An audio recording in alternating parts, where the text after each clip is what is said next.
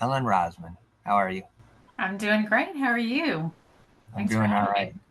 Absolutely. I appreciate you coming on, being willing to share your story and share a little bit about your book as well, as we got that right here behind us. Um, and in the show notes, we'll have that linked so that people can check it out as well after the conversation. Before we jump into it, let me give the audience a brief introduction for you. You are the author of Full of Shit. You wrote your candid memoir, released in 2018, detailing your transformation through healing the gut and brain connection. You're a certified health coach. You specialize in gut and digestive issues, guiding clients with a holistic, body centered approach. You are a workshop and wellness facilitator. You lead transformational offerings, including workshops, women's circles, vision boarding, journaling, moon rituals, and cooking events. And you're also an integrative wellness practitioner where you blend astrology, Ayurveda, movement, and other modalities in 8 session journeys like new moon alignment and our harmonic alchemy. Those are some deep, deep experiences I can imagine. I hope so. That's the intention. I'm sure that's the case. I'm sure that's the case. So, like I was mentioned to you earlier, I don't have a whole lot of scripted questions other than the first, and that is where were you born and what was life like as a kid for Ellen? Well, I was born and raised in New Orleans, Louisiana, which in and of itself is a very unique city. There's Yes. nothing else in the world like New Orleans. And so if you have visited, you would know the architecture is different, the vibe, the personality of the city is it's beautiful, but it's very quirky. Yeah. And so growing up there was really interesting. I have embedded in my soul, the music, Yeah. uh, the pace of life, uh, the fact that everyone is family. Yeah. It's so such a nice, tight community. Uh, there is a part of my story that I tell about New Orleans in my book. Growing up there, one of the main focuses that everyone knows about that happens annually is this Mardi Gras festival. um, Yeah. which is this bacchanal, you party for a week. We didn't have school. I could go on about some things that I did or maybe did not do Right. during that week. And it's just, again, it's just a big festival and you're dancing in the streets with everyone. The interesting thing about that is I grew up in New Orleans as a Jew. Okay. And a lot of these crews, as you would call them, because it's the mystic crew of whatever the name of the parade is, didn't allow Jews. And Oh, wow. growing up in that environment, it was this, as I got older in my adolescent and teen years, it was my friends who were the ones that were very involved in these social, uh, the debuts and all of these different balls and masquerades and everything that was going on. Um, and while I could attend as someone's date,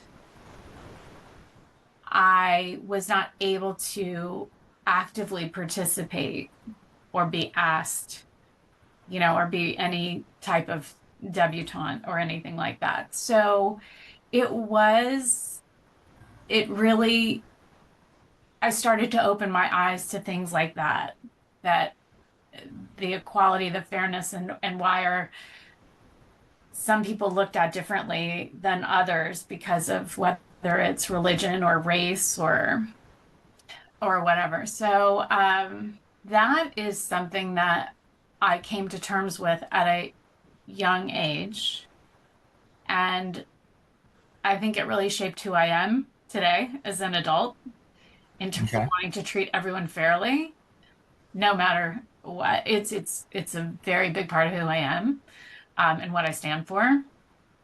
But growing up there, um, I had a fun childhood. My entire family was there. There were a lot of family gatherings. Everyone was very close, and um, I went to the same school from kindergarten through 12th grade, so Okay. a very small private school. And just recently went to a reunion back in New Orleans and saw people that I haven't seen in decades. And, it was great. It was a great feeling being at home. But I can say that uh, I still have a connection to New Orleans, but I am glad that I'm here in Austin. I raised two children here, and um, I'm glad that I was able to raise them here and not, Sure. Not in that same environment. not I in get that it. same environment. Yep. Yeah. So if we go back to elementary school, you said you're at a private school. So was there an aspect of you that was fully engaged with the other students, or was there a part of you that was maybe standoffish and shy in elementary school? In elementary school, I don't recall being shy at Okay. all. I had a lot of friends. Again, there were the school was very small. I graduated with about 100 people in my class. Okay. Uh, a good handful of whom, went through the 13 years with me. Yeah. But no, I really feel like I was able to express myself freely and be who I be, the person that I was at that point. I Yeah. believe it was probably that more of those adolescent years, the middle school years, where you start to really pay attention to other people and what they're doing and how you're holding yourself and how you're dressing and all the things that seem to be so important at Yeah. that age because you Yeah. start to recognize that, you know, Yeah, I can relate to the private school scenario. I went to a super small private school from fourth grade on, and I graduated with four. So wow. yeah, a little bit smaller than yours, Yes. Oh my God. and one of those four was actually a junior who got pushed to graduate early, so we would have otherwise he would have graduated by himself the next year. Oh So my goodness. And I where understand. did you grow up? In just east of Detroit in Michigan. Okay. Yep. Yep. So I understand what that environment is like, um, and how it's a whole lot different than going to public school and having a lot of more diversity, so to speak. A lot of times. Um, Yes, there was not a lot of diversity and there was a lot of pressure. yeah. What type of work did your parents do around that time? Growing up, or essentially my whole life, my grandfather started a moving and storage business Okay. in New Orleans. And so it was way out, like past the airport on a with big warehouses where there were 18 wheelers and lots of truck drivers who were moving household goods, you know. Um, and so that my father started working for the business. Yeah. And when I was probably 4, maybe 5, my grandfather had a heart attack and passed away. Oh, wow. And my dad was very young.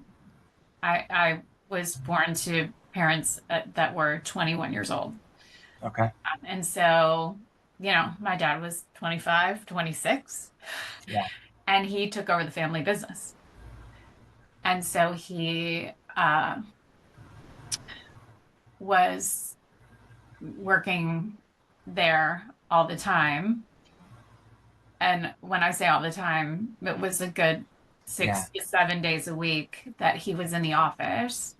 And so that's what I recall of, I recall being at the office, going out there, running around. There were like shells in as the trucks drove in. I remember like going through the shells and having white all over my hands. I remember going in the warehouse and like looking at these big crates that were stacked up to the ceiling that needed, forklifts and people's storage, things that were being kept in storage. Um, and so there was a lot of discussion, even around the dinner table, of the work and what was going on and things like that. Yeah. My mom did not work for my younger years, but then she started in sales, Okay. working at the company and going and doing estimates of people's houses for moves. And so at that point, again, more adolescent years, I was sitting on one side of the table, my sister was sitting across from me, and my parents the dialogue was basically business talk. Yeah. Yeah. Yeah. So that's kind of how I remember things. I get it. So you mentioned you have a sister. Was she the only sibling, or was there others? Yes. Yes. I have one sister, younger sibling. Okay. Yep. And is there a stretch between the two of you, or is it a close sibling in terms Uh, of? in terms of age, yeah, we're about just over 2.5 years apart. Okay. So 2 years in school. Gotcha. All right. But we started at the same school and I stayed, and she left and went to an all girls Catholic school, actually. In New Okay. Orleans, most people go to private school All right. because if you look, typically Louisiana has been ranked last in its education or public school system. Yeah. And so most of the people that I knew growing up were going to private schools. And the school that I was at did certainly have a reputation for, uh, there was a lot of pressure to excel. And it Okay. was not just academically, it was athletically, philanthropically, just always at the top of the game. And so Gotcha. some kids just don't like being in a pressure cooker environment. Yeah, that's a hard situation for a child to be put in. Number one, because they're still learning um, how to cope. First of all, and then when you get extra pressures thrown on you while you're just trying to cope and figure things out, that it makes it a little bit more difficult to uh, just get through a day a lot of times. So Yeah, it's definitely not for everyone. I am someone who has always pushed myself past my limits, I should say. yeah, And so it was for me, it was a constant challenge. It was like, anything. And I think that's where I ingrained in myself. I don't think that this was necessarily imposed upon me, but I ingrained that um, is not good enough. I have perfectionist tendencies. I have to do better than I already did. And it didn't matter what the grade was, I could have done a little bit better. Yeah. Um, and that kind of got instilled in me because there was so much of that growing up that I took that with me after I graduated and continued on that pace for some time. And that can, it can be good in certain situations, and it could also have been my ultimate downfall, I should say. Well, it plays into a mindset of Yes. trying to attain something that is not a human quality. Perfection is not a Perfectionism. human Yeah. quality. Yes. So the those of us that have that tendency in any field, it's always going to be a struggle and a process that we're never going to accomplish because Absolutely. the reality is it's just not attainable. I know as an artist, for many, many years, I was a perfectionist. It had to be just right down to the most minute detail. And if it wasn't right and I could see there was something off, it didn't matter how many people, fawned over it or, gave kind words of how great it was. I could see all the imperfections. So it was like, it wasn't that great to me. So I was never able to accept those words of gratitude or kindness because of trying to be the perfectionist. So I definitely know where you're coming from that Yeah. perspective. Sounds very familiar. Did you have many friends in elementary school that you were able to kind of hang out with and maybe share some things with each other about the experiences that you were having? Uh, or was it a scenario where you weren't able to talk about different things like that early on? I don't recall ever speaking to anyone about it while I was there. I Okay. think we were all in our own, we were all experiencing it, but on different levels. And some people Right. may not have had to fight for it like I fought for it. It just Right. came naturally, right? The grades just came. If I didn't study it, I'm sitting there memorizing so that I can do so well. Yeah. But it's all relative. Uh, but there was really no discussion with friends about the intensity uh, of the situation. It just was. Yeah. I know New Orleans has a storied history of culture and environment and all of those types of things. Did you have an opportunity to get outside of the main town concrete jungle, so to speak, and experience some nature in your area at all as a kid? Um, I didn't really Okay. get out in nature other than I will say there was a beautiful park, city park, Okay. that I do remember going to often, and huge oak trees with branches that swooped down, you know, like towards the ground with tree with diameters that were so big that you would just like climb on them and hug them. And I remember doing things like that, like being able to climb a tree because they were just huge and you can just, like throw your leg over it and hug the branch and, get yourself up on the tree and then maybe stand up or sit there and try to bounce on it a little bit. And, but it wasn't really outside of the city. It was in the park. Okay. Uh, So they had a specific area though that was kind of dedicated to there, yeah, there were some areas that were green, Okay.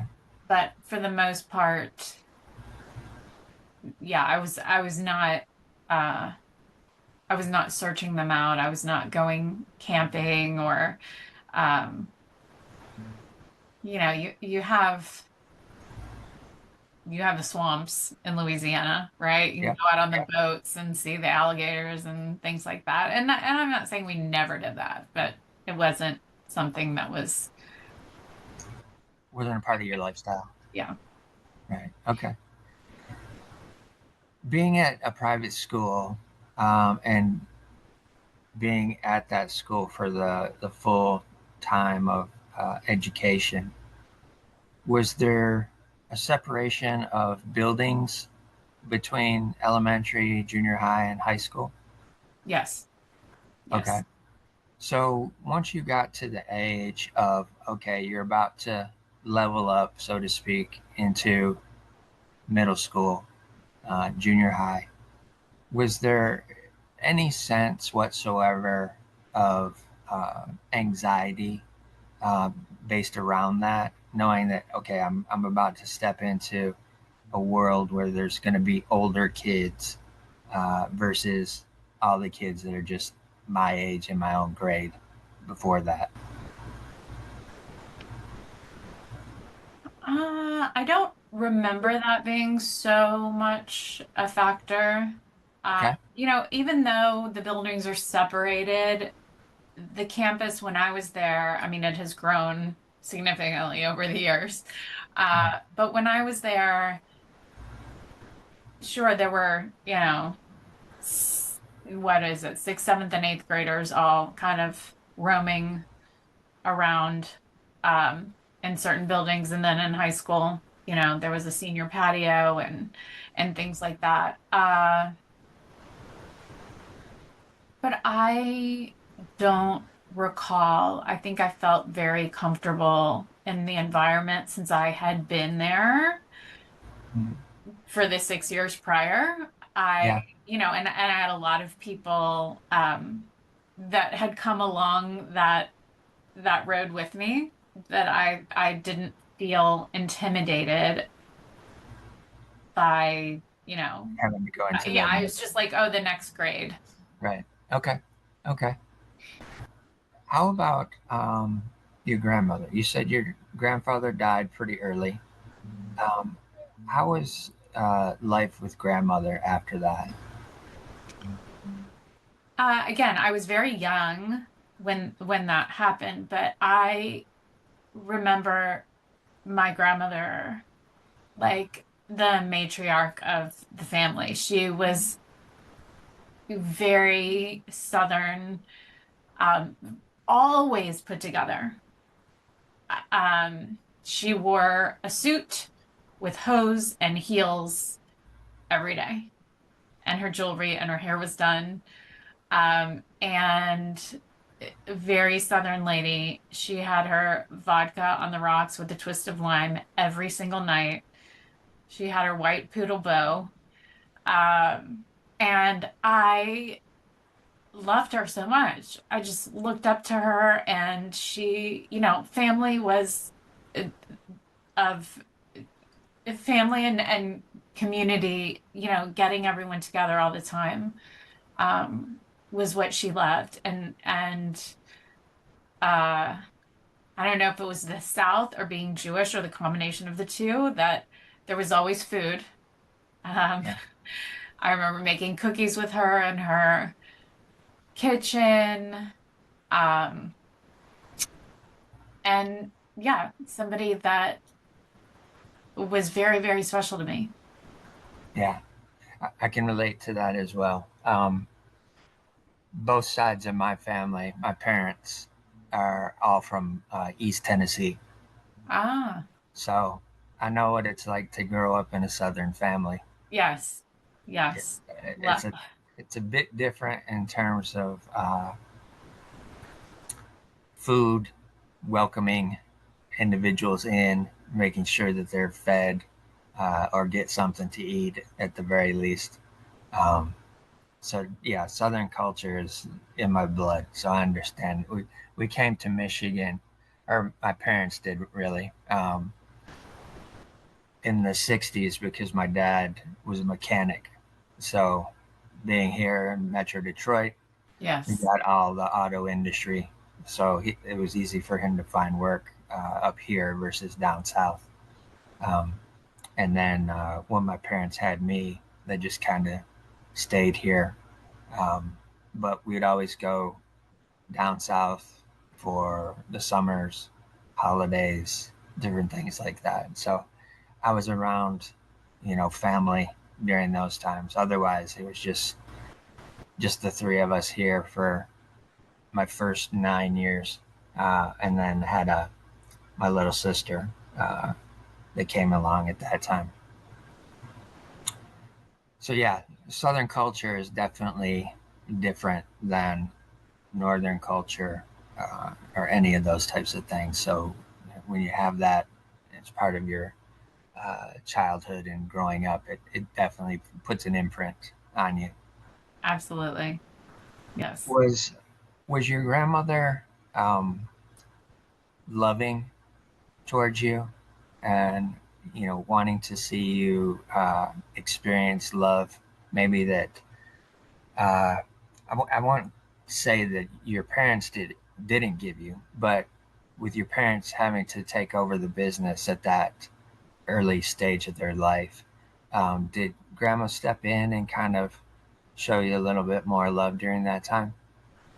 Yeah, there was no lack of love in the family, but she definitely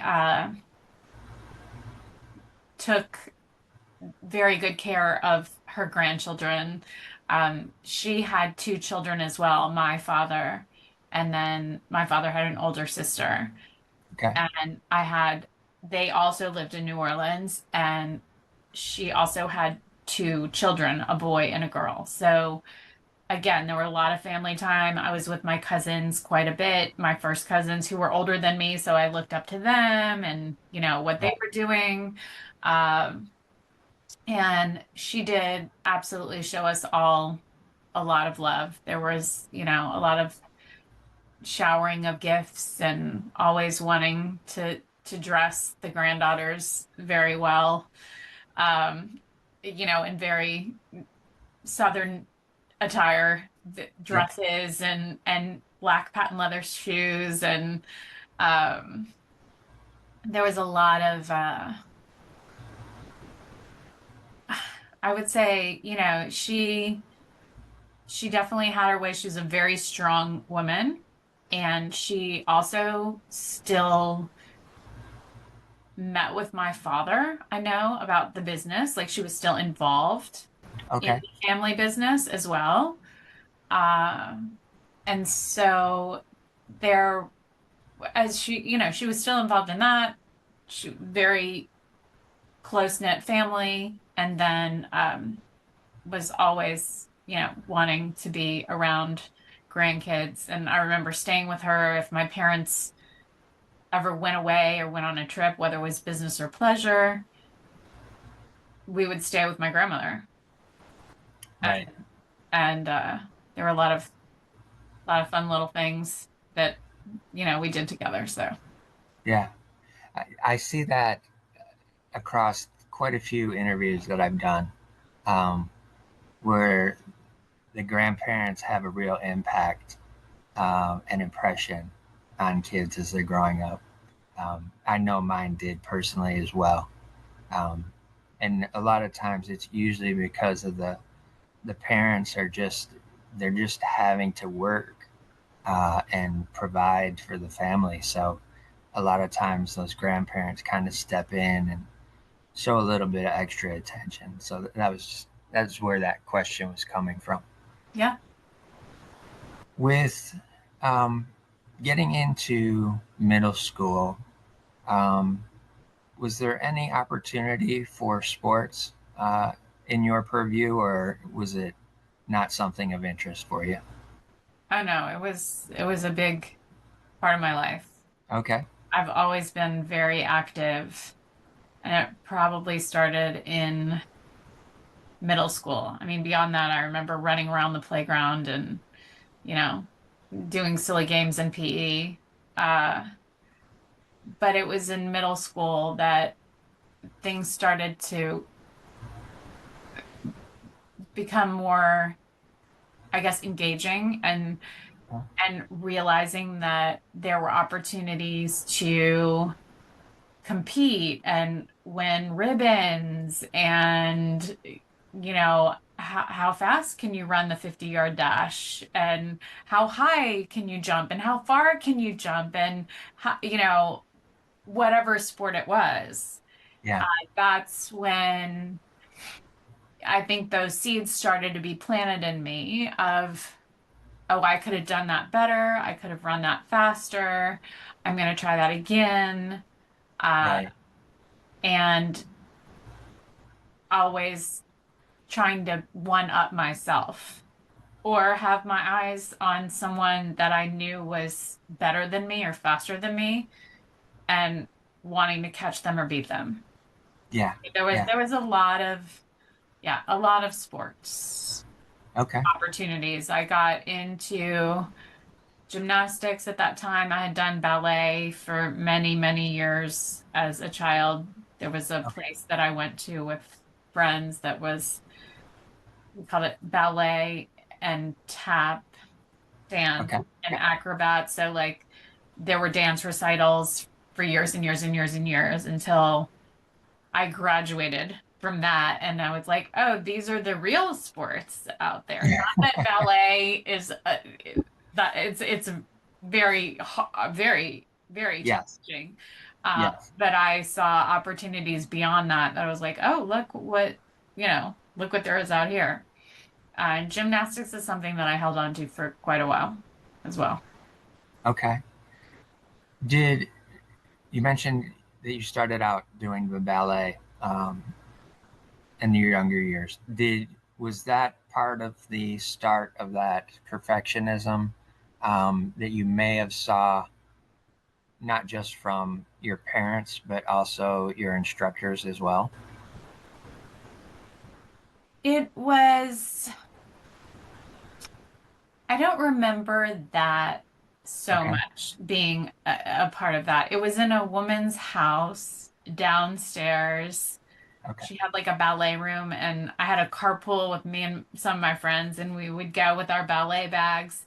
And Yeah. while it was structured, I remembered it as being more of like a fun activity. Okay. Cool.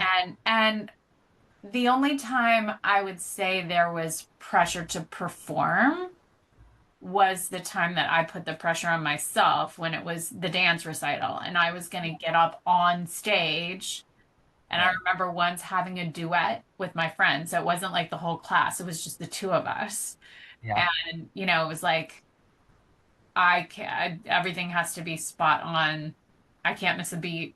I have to move when the music moves and all of that. So there was a little pressure, I think, when it came to the point of performance and being in front of a group of people, but not, every time that I went, it wasn't, she wasn't, I don't remember her being very strict and, Okay. Gotcha. Gotcha. Yeah.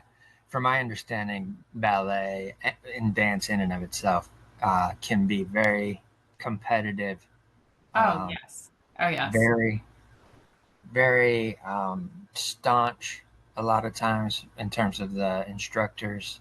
They have their mindset of exactly what they want you to do. If you don't hit those marks every time or those positions every time, a lot of times it comes down on you. So I'm glad to hear that you didn't have to experience that. No, this and that, I agree with you 100%. This was when I was a little bit, like little bitty. So, Yeah. Yeah. I don't think we were at that point yet. And I think I gave it up before things got to that place. Because yes, ballet can extremely challenging and For sure. With the sports activities that you took on, what were the main ones that you gravitated towards? gymnastics and track. Okay. And I'm guessing track because you had a little bit of speed. I had a little bit of speed. Yeah. Okay. Uh, and I enjoyed it, especially the short sprints, Short distance, and yes. just like letting it all out, like all that I had.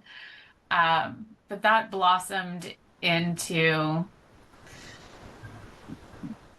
a lot more, as time went on. I decided as I moved through middle school and to high school that I wanted to stay with running and track and go to the track meets. And I remember my coach telling me that he wanted me to run what is the 400, the 440, uh, and that he wanted me in the off season to do cross country Okay. because it would help my endurance. Yeah. And that was that that was a huge point where I was pushing myself beyond my limits. That was not what I was, I think, cut out to do, nor Okay. was it what I enjoyed doing. We would go, and New Orleans weather is hot and muggy and humid, Yeah. and can be so in the winter. And anyway, I don't know what season it was, but we would run from school, and then there were the levees that Yeah. were up against, and we would run up the levee and down the levee and up the levee and down the levee and up the levee and kept on going until we would circle back and then run back to school. And I remember being completely and totally exhausted. Like I would, to the point where I was nauseous. Oh, Like, yeah. like I had expended, I would just like climb up the stairs one by one and just lay down. It totally took me, took all of my energy. Right. And I did that because my coach wanted me to do that so that I could be a better runner and a faster runner. 'Cause if I Yeah. ran longer, I could hold on to those mid distance races. And Louisiana track is is pretty competitive, Yeah. um, and so showing up to some of those meets, I still felt like I was left in the dust, and I was. Um, and that was really, really quite a challenge for me. Yeah. I can And imagine. yeah. As a as an athlete myself, from junior high uh, up until 2017, um, I played soccer, basketball, um, some softball. Didn't really carry on softball, but I played soccer from junior high up until 2017, indoor and outdoor. Wow. So I'm very familiar with those athletic environments and what they entail across the board. With those experiences, are those things starting to play with your mind a little bit in terms of, I don't know that I can do this? And then how is that affecting possibly your grades at that point in time? Yeah, it was a lot of that's when the mental and the physical started to intertwine. Yeah. And I was not one to give up or want to lose, especially to myself, Yeah. right? And so I'd push myself beyond my limits. And I would continue to do that day, practice after practice. And it started to certainly take its mental toll on me. I was always, I know, always feeling very, very stressed before any kind of meet that I had to perform. I mean, Nike was not sitting in the bleachers waiting to see me cross the finish line for sure. I was putting all that pressure on myself. Yeah. And so I do remember that as a big turning point in my holding on to things so tightly. Like I couldn't relax. Like everything was like go, do better, perform, don't lose, like telling myself that like I had to do this or else I was not worthy. Right? Yeah. And the stories that would come up. And so that was a big part of it. And then my grades probably did suffer because I didn't have as much time and I didn't certainly have the energy to put into, the studies that I had before. And then there Right. was also a third component, because starting in high school, I would, we all had fake IDs, which you didn't even Okay. need at 15. Yeah. And we'd go to bars. So I'd go to practice and I'd go to the bars and then I'd come home buzzed, if not drunk, and I totally like to, two sheets to the wind, whatever. And then I'd go Yeah. upstairs and I'd like fall asleep in bed. Right. Right. So it was a it was a combination of a lot of Sure. crazy things all going on at once. Yeah, I get it. Was the was the bar scene at that age, was that to just fit in, or was it an escape, or was it just the culture of the city? I think it was a combination of all three. Okay. It was Right. all my friends are going. It's fun. We're too young, but we can get in anyway. Yeah. And then you get the buzz, whatever. And it's the culture, Right. right? Right. It was everything. It was just like go have fun, do this. Everyone's doing it. It was part of growing up there. Uh, Right. and which is why I commented earlier. Yeah, I'm glad I raised my kids Yeah. here. Um, Yeah. so yeah, it was a combination of all of the above. Okay. Um, with these things taking place as well, and you're into high school, one of the things that we know common across the board is that hormones are kicking in at that point in life. Um, is is there a sense of you're starting to get really interested in boys and what they think of you at that time as well?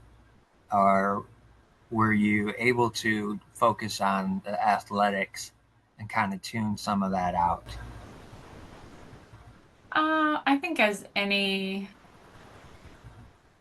at that age, yes, you are, people had crushes on people. People kind of like went out with people.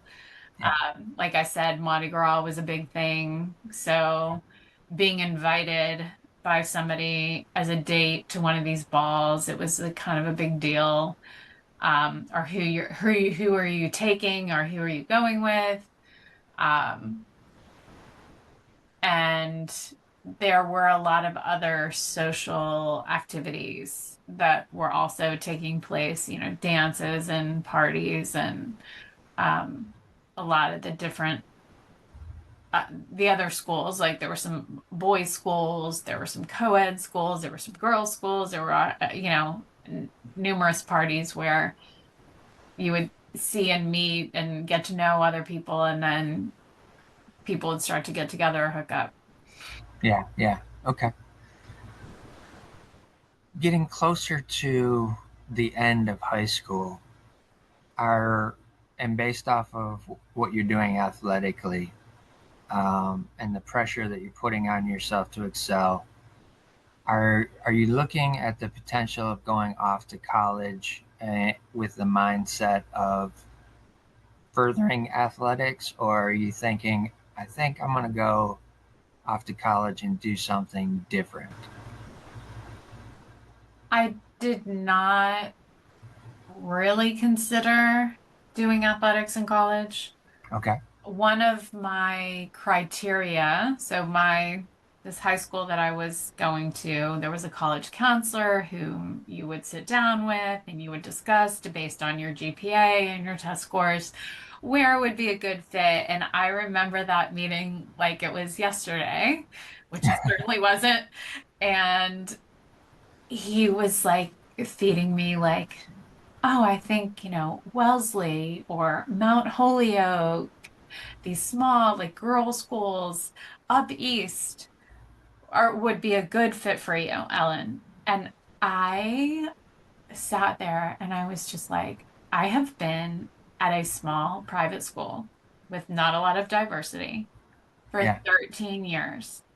All I wanted to do was break out of this bubble of this box and like just destroy it. So I'm like, I am going to a huge university that has 50,000 people south of the Mason-Dixon line because I don't like the cold weather.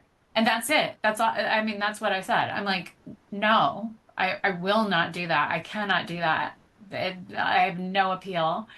So I went and visited three schools, Texas, Florida, and Georgia, which were huge because I did not want to stay in Louisiana. There was always LSU. Right. Um, but I chose those three. They were big, they were different. And I think my determining factor was when I was touring the University of Florida. I remember two things. One was that there were people laying out on the quad in their bikinis in the middle of the day, like in Yeah. class. And I was like, okay, great. And then when we were walking through campus, there were all these tables set up with Hare Krishnas that were that were serving food. And they were like asking people if they wanted food. And I just looked around at all of these different things going on. And I was just like, this is it. This is the furthest from my upbringing that I have ever been. Yeah. There's so many people, there's so much diversity. I haven't seen the half of this stuff, and I want to experience like what is out there in this world. So I'm like, Yeah. here we go. And And now so, was Florida Florida this was it. time? Okay. Yeah. So So was you there. were a Gator? I was a Florida Gator. And the interesting thing about my college years was, most people at the age of 18, when they graduate high school and they go off on their own for the first time, it is like freedom. Like, I just want to go and like hook up with people and drink and just go crazy, go wild, right? Yeah. Yeah. I don't think that lasted for me for more than not even part of my freshman year. Okay. I turned into a very studious like undergrad, and I spent a lot of time at the library, and I specifically remember telling my friends, I'm like, you know what? I've already had 4 years of this. I'm gonna be the designated driver. Drink all you want. I don't Right. care. Like I've Yeah. already done, I've been there, done that. Like I had graduated from that world, Right. you know? So Yes. I really spent my time. I mean, sure, I had friends. I was in a sorority. I went out, but I didn't go like apeshit crazy, like some Yeah. people were doing, and just finding themselves like, who am I? Like, I have freedom, I have this, I can do what I want, I can, and I just, it didn't appeal to me anymore. I kind of wanted to figure out where I was going and what I was doing, and I wanted to do well. Yeah. Yeah. That for sure. If you're able to get into a bar at 15, by the time that you graduate, that's either done one or two things. You're either an alcoholic Yeah. or you're kind of just tired of it because you've already experienced it. And you know, I understand what it's like to be college aged and be in Florida. I went to a private college in Pensacola.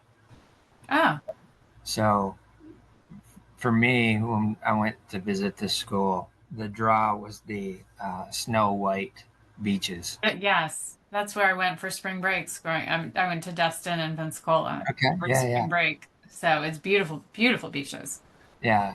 And it was cool for me because it looked like snow, but it wasn't as cold as Michigan. So it was fantastic. Um, but on the other hand of that as well, I was scared to death being at college because it had so many rules and regulations that I was so afraid of getting kicked out because I was basically paying for everything. I had a small scholarship my first year, and my parents helped me out just a little bit with, you know, $100 here, $100 there. But for the most part, I had to pay for all my college, so I didn't last beyond 5 semesters. Um, but I've always been a fan of Florida.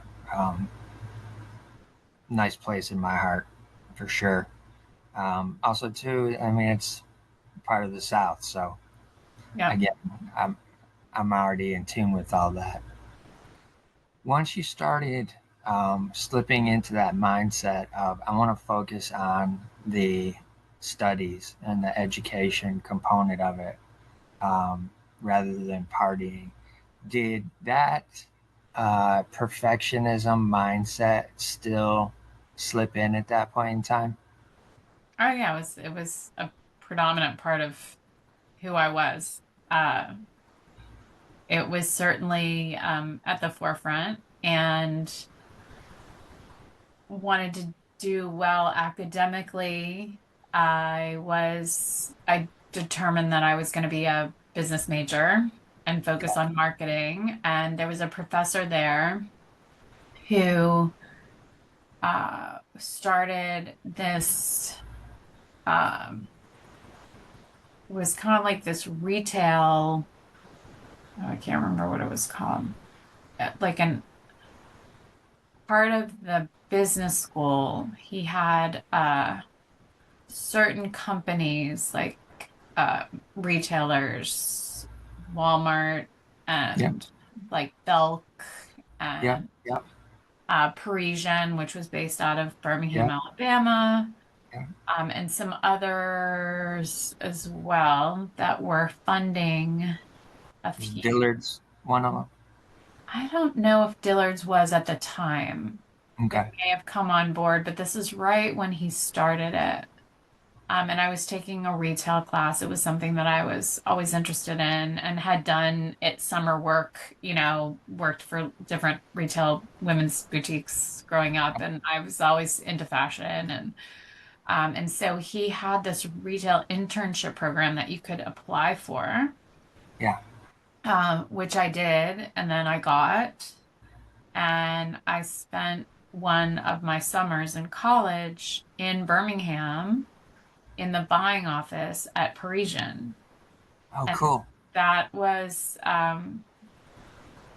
that again was part of the trajectory of kind of what I did, the rest of college and then in college. But it was a really great experience. I remember going over to his house and then meeting other people in the business school and the dean. And then there were certain uh, after the internship, we came back to school, and there were principals from marketing and from all these different companies.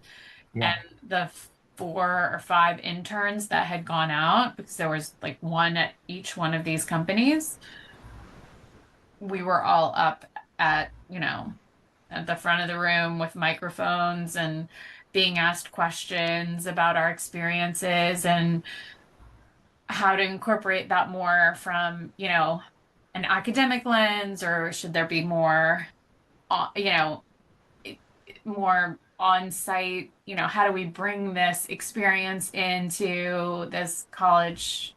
They were just trying to form everything. Yeah. Uh, so it was a really special and important time, but it was, something that I wanted and I got, and I guess I worked for it. Yeah. Y- You do have a fashion sense about you, and I say that because of the fact that you have some very, very stylish glasses uh, that you have.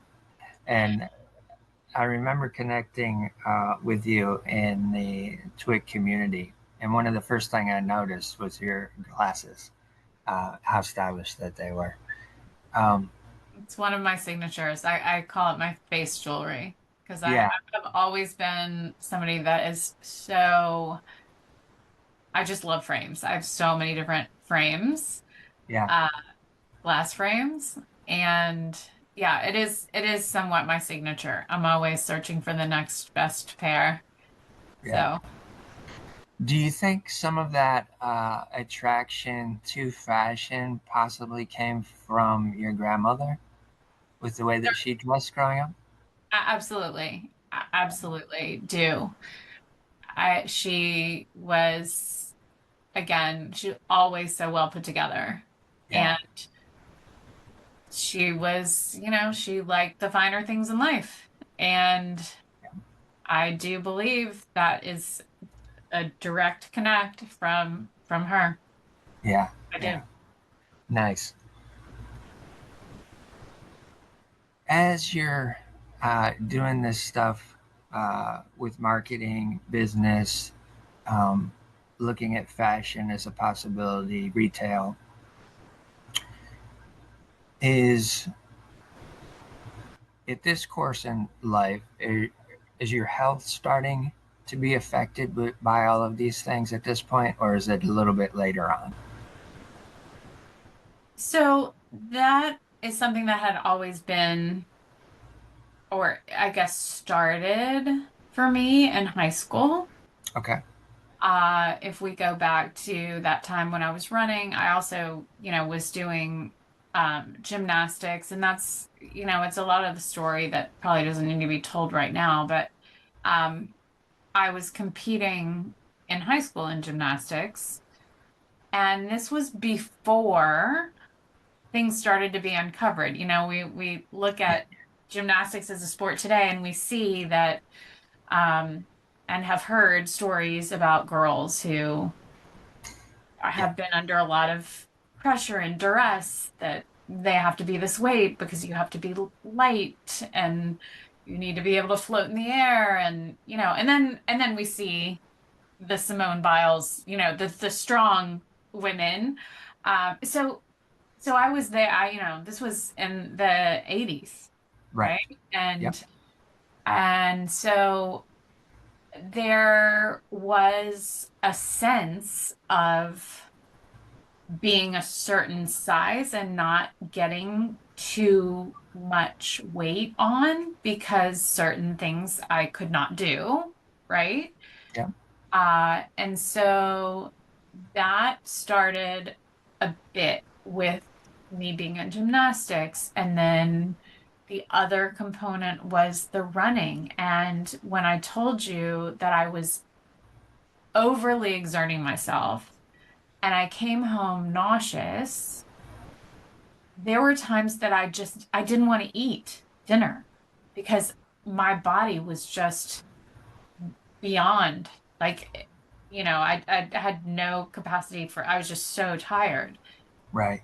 And so there was kind of this intersection of a lot of activity and not as much food. And my body was, I was getting, I've always been thin, but thinner, Yeah.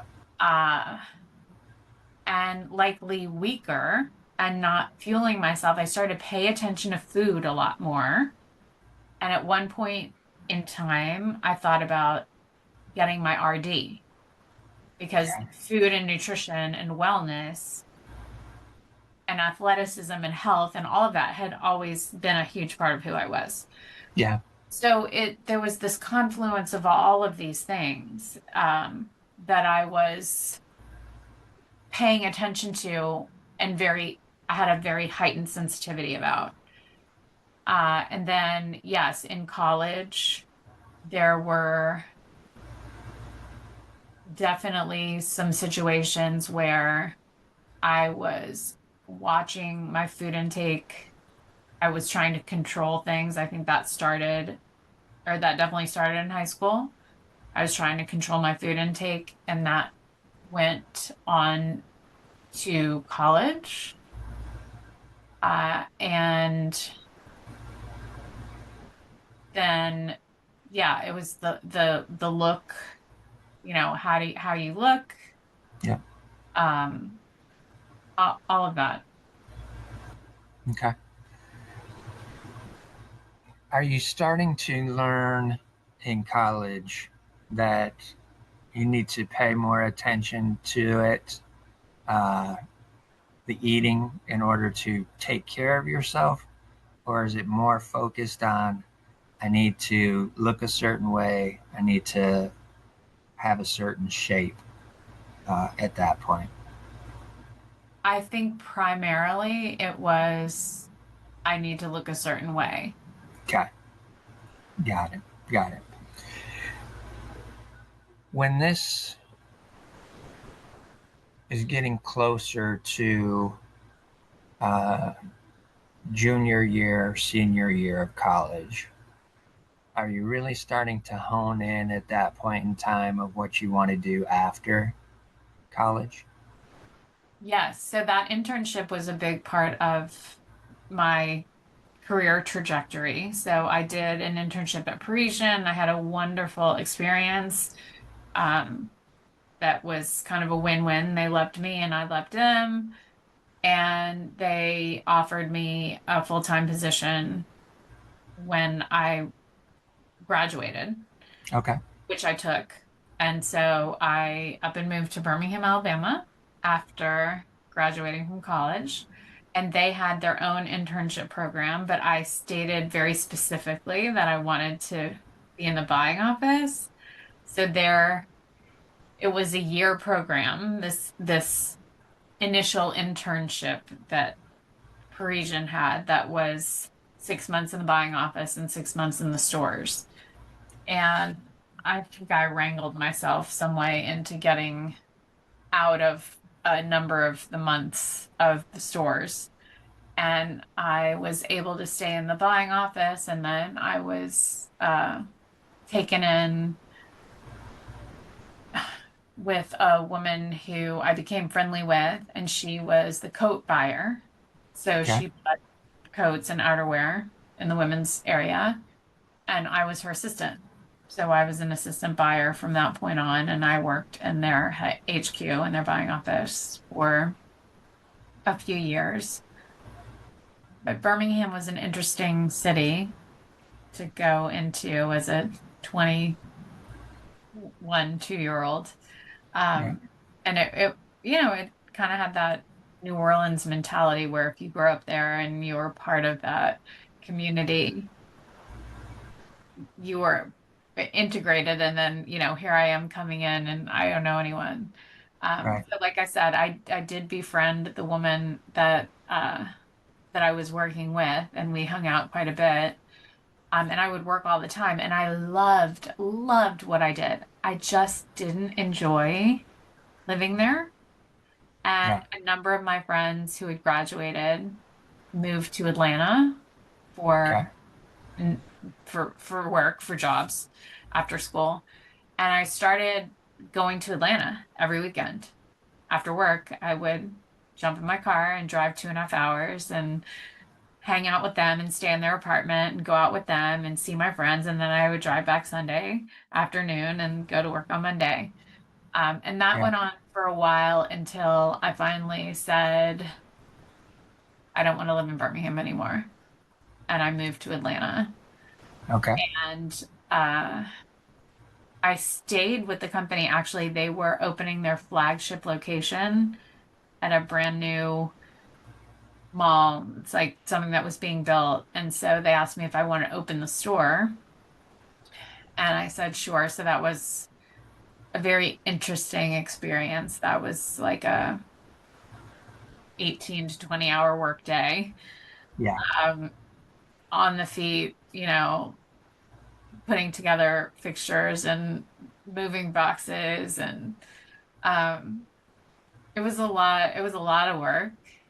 Uh, and it was, I stuck with it for a little while and then moved on from there. I stayed in retail for some time though, and Okay. then I moved on from there.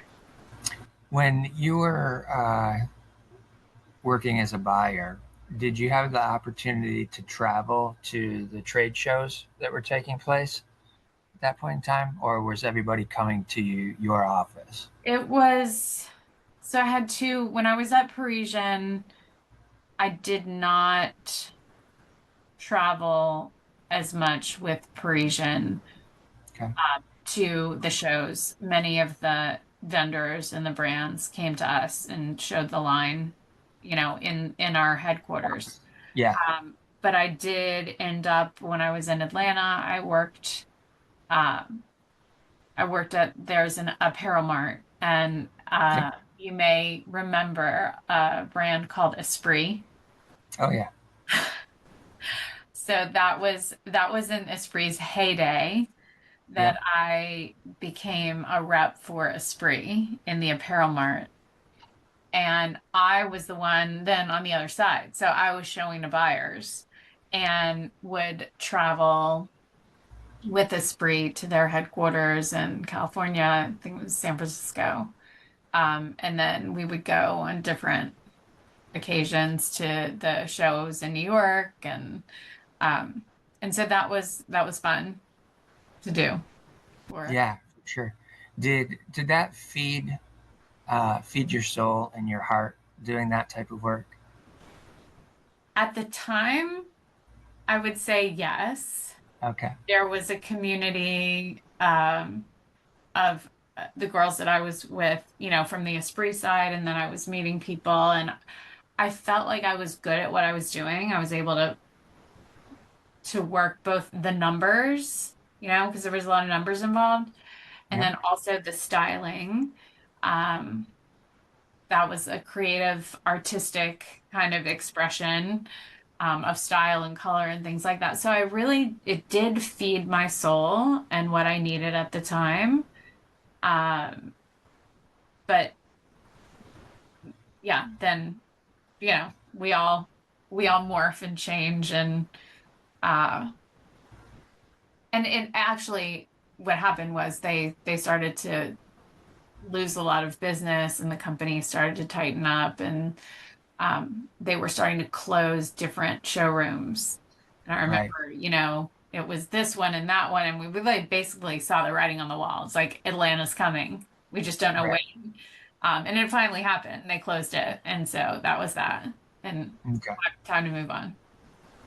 And did the eating um, at that point in time, was that still a big part of what your mental focus was on, what your intake was, all of that type of stuff during the I fashion thing? was at that time, yeah, it was, being in fashion, it's the same thing. It's Yes. like how you look and what you look like in clothes. And so it was always there. That was around the time, though, that I started thinking about food and food quality and Okay. maybe cleaner foods. I've always been interested in nutrition. So, like, really kind of diving into that part of it, All in right. terms of what is what is good for my body and what foods are healthy foods, Yeah. so they say, right? Yeah. At that Yeah. age and taking things in because we grew up um in the fat is bad, fat makes you fat Right. um mentality, which was it took a long time to get that narrative out of my head. Yes. And so paying attention, starting to pay attention more to the nutritive value of food. Okay. Well, And was there something that triggered that in your mindset of, oh wait, I need to start paying attention to what I'm eating based off of whether or not it's good for me versus what I've been told is good for me. yeah, so again, it was the athletics were no longer there. So I was now into fitness and Okay. aerobics All and right. all of the things health related, right? Yeah. So they kind of went hand in hand. That has always been a big part of what I'm interested in and what I'm doing and to this very day, right? Okay. And so it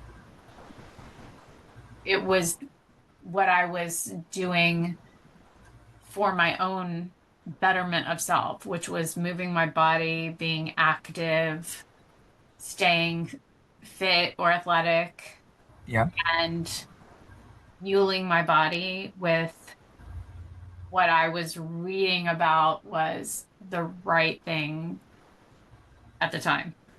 Yeah. So this era is where we start to get into the meat of your memoir, correct?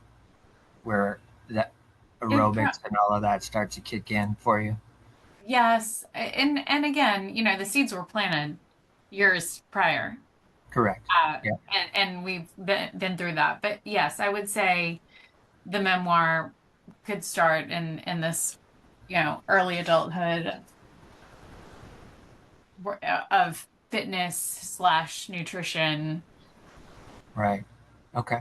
And so once the retail opportunities seem to be drying up, are you looking at another avenue that you may want to shift into at that point in time?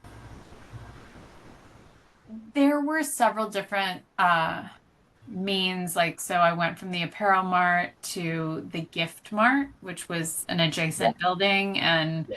instead of selling clothing, I'm now selling Italian like planters. I'm working Yeah. for a company who there's an Italian family who made beautiful, terracotta planters and things and so I'm selling those to retail um, businesses uh, and I had fun doing that, for several years. And then there were a few other things that I did in Atlanta. And then what happened was my dad, there was deregulation in the transportation industry, and there were changes that were being made from the top down that were changing the the way that the industry was functioning, I guess. And he was not in alignment with it, or he just had had enough. Um, and so he wanted to sell the business, and Okay. that was a whole thing. But he started looking at somewhere else to go because he had a non-compete clause. If he so and when he ended up deciding to sell his business, he could no longer. That's all he knew. Right? Like that's all he knew was moving in Yeah. sandwich. And so he wasn't about to change uh, his job. He wanted to do the same thing. So they looked to move, and I'm trying to think, 1995, 4, 5 is when my parents left New Orleans and moved to Austin. Okay. And I remember them coming here and saying, Ellen, you would absolutely love Austin. And this is, the exaggeration that I usually hear from like my mom. Everyone's a runner and everyone's a vegetarian and everyone's outside. You would love it here. And so it took a few months and I had a little break and decided to come visit them in Austin. And mind you, and this is, like I said, I did a bunch of different things in Atlanta. I went to the gift mart. I did a few things. I ended up, so at some point in time, I guess it was like probably 92, that Atlanta won the bid for the Summer Olympic Games in 96. And so that was announced, and all of a sudden, huge transitions start to occur in the city, right? Like venues are being built and things are being knocked down and gardens and parks are being concreted over and there's a lot going on. Yeah. And at the time, I I want to be in the midst of all of it, right? Like I want to be involved. And so I found a company out of DC that was opening an office in in Atlanta. And I was like, come hell or high water, I'm going to be working for the Summer Olympic Games. And so, of course, like, what do? I get myself in there. And I did get a job with this company, but this was I was there. I was enjoying myself. I was traveling all the time for the accounts that I was working on. And that's when my parents moved. And then, at some point along the way, they were like, oh, you've got to come and visit. So I had a break with work and I came to visit Austin. And when I got to Austin, I was like, this is actually, it's very cool. It was very much in alignment with kind of what I enjoyed. Um, and so when I came back to Atlanta after that trip, it really hit me like, wow, like I live a mile from work and it's taking me almost an hour to get there.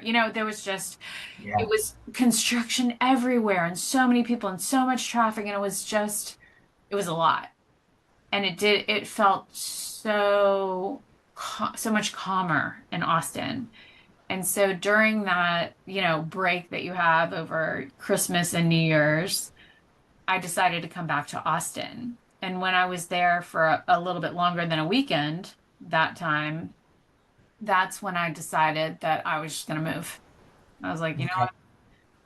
the only thing that is holding me here is the fact that I'm going to be on the inside of the games.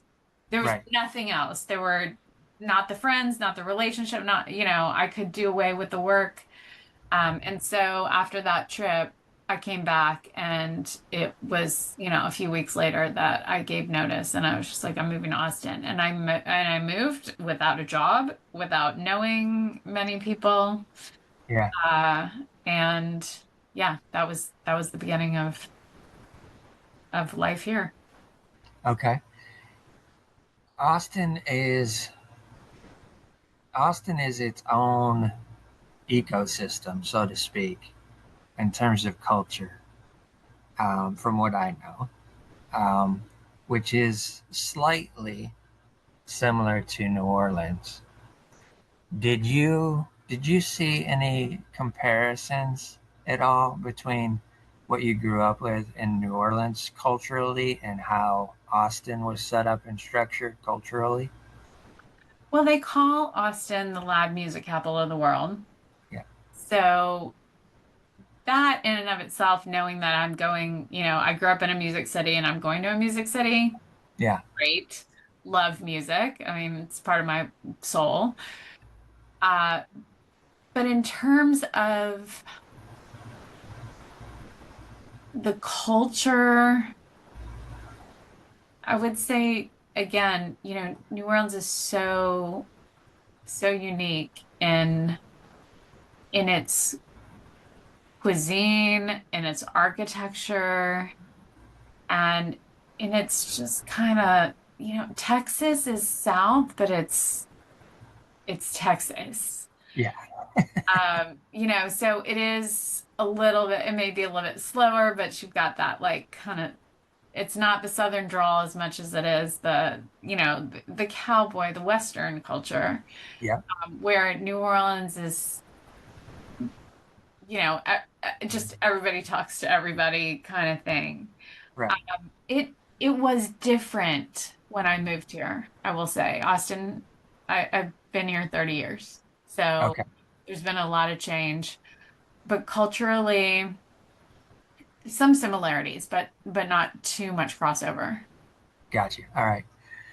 Once you get to Austin and you start to think about, all right, I'm going to have to get a job. I'm going to have to figure out a new way to bring some income in, possibly a new avenue outside of fashion, or did you still try to stay in fashion? There was really not a lot of opportunity for fashion here. Okay.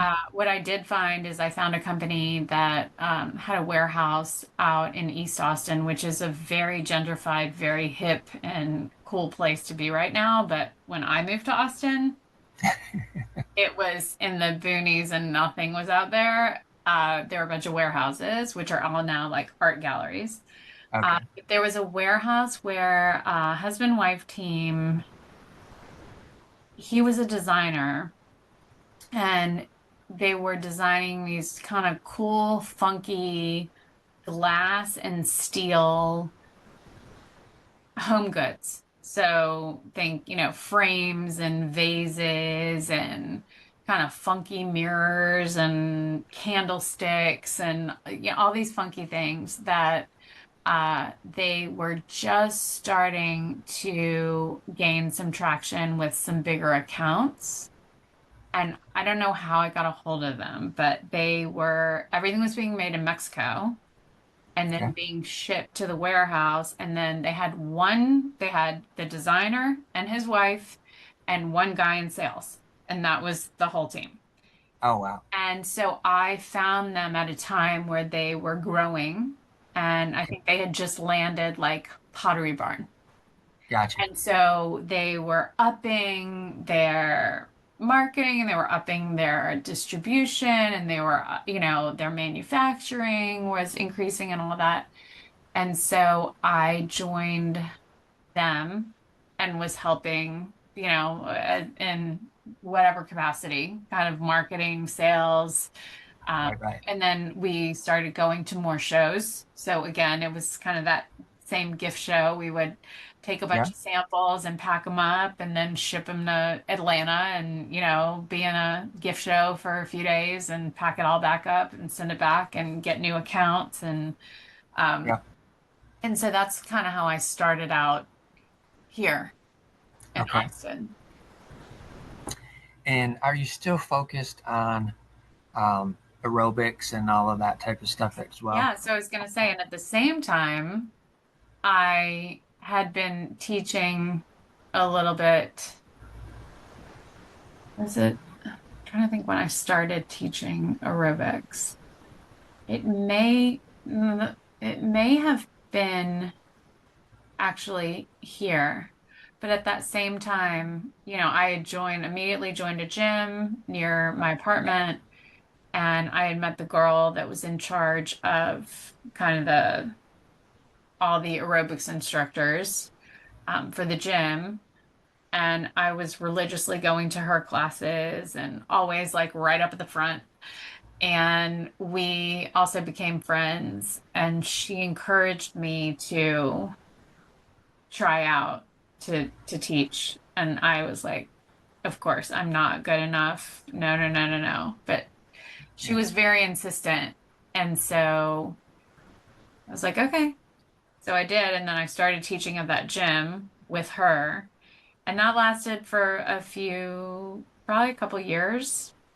And Okay. then she left and moved to another gym and she took me with her. And then that's kind of how things started. She went to open this other gym and then she was like, come with me and you'll open the gym with me.